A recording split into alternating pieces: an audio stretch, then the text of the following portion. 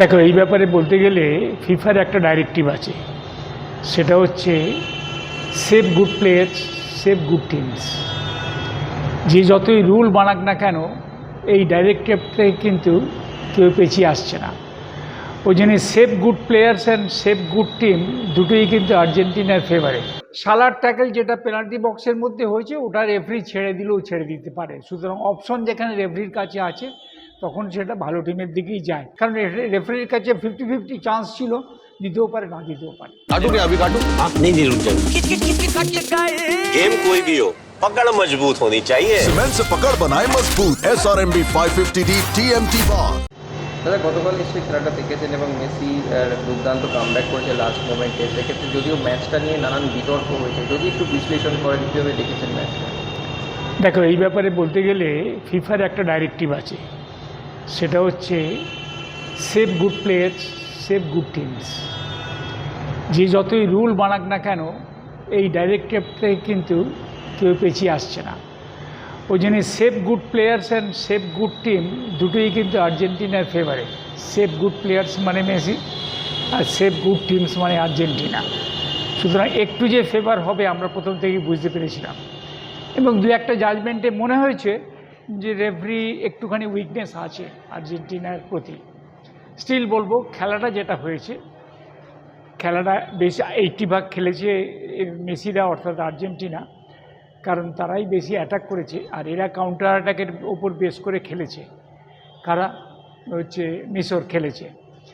সালাকে যেরকমভাবে আমরা দেখতে পেয়েছি,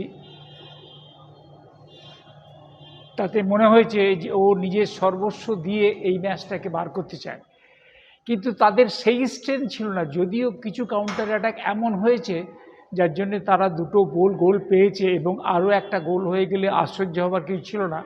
তার কারণ হচ্ছে আর্জেন্টিনা 2 গোলে হারছিল। তো 2 গোলে হারার সময় কেউ ভাববে না যে আমাদের ডিফেন্সটা কি হচ্ছে।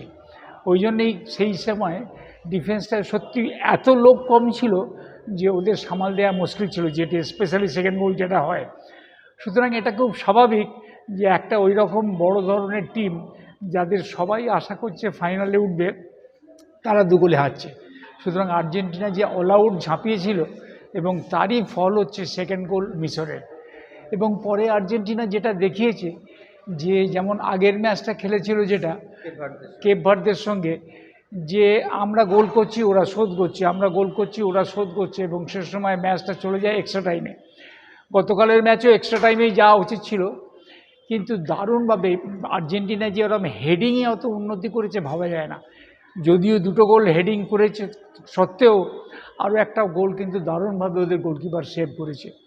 এছাড়া মেসিরও একটা শট সেভ করেছে। মেসির যে গোলটা করেছে অসাধারণ গোল। সব মিলিয়ে যতই মিশর খেলুক না কেন, আর্জেন্টিনাকে মনে হয়েছে যে আর্জেন্টিনা বেটার টিম। তবে মাঝে মাঝে হয় কি, রেজাল্ট তো উল্টো হয়ই, সেটি হলো ফুটবল খেলা। সালার ট্যাকেলটাকে নিয়ে কি বলবেন? সালার ট্যাকেল যেটা পেনাল্টি বক্সের মধ্যে হয়েছে, ওটা রেফারি ছেড়ে দিলেও ছেড়ে দিতে পারে। সুতরাং অপশন যেখানে রেফারির কাছে আছে, তখন সেটা ভালো টিমের দিকেই যায়।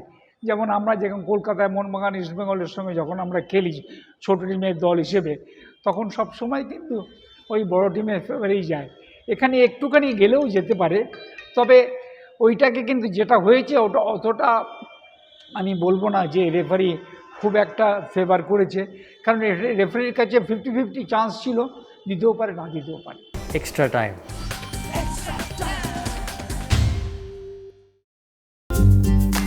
লেটেস্ট নিউজ আর এক্সক্লুসিভ ভিডিওর সঙ্গে আপডেট থাকতে এখনই সাবস্ক্রাইব করুন আমাদের ইউটিউব চ্যানেল।